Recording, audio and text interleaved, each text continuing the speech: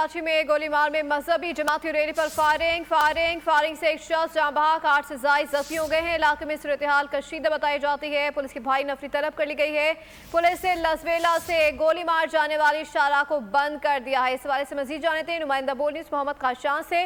जी मोहम्मद काशान, बताइएगा क्या सूरत हाल देख रहे हैं इस वक्त?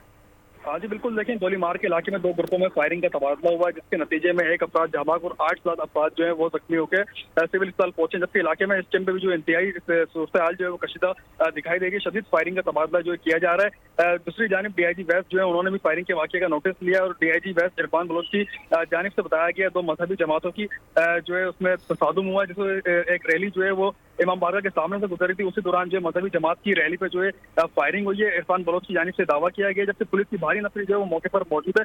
पुलिस मामले को कंट्रोल कर रही है, इरफान बलोच की जानिब से बताया गया है। जबकि पुलिस के पास जो है एक शख्स के जहां होने की तस्दीक आई है। डीआईजी वेस्ट से हमारी बात हुई, उन्होंने बताया बाकी में चंद अफराद जो है वो जख्मी हुए। मुश्किल अफराद को जो है मुंतशिर किया जा रहा है। दूसरी जानिब additional IG Karachi Mohammad Kashan update कर रहे थे, आपका शुक्रिया।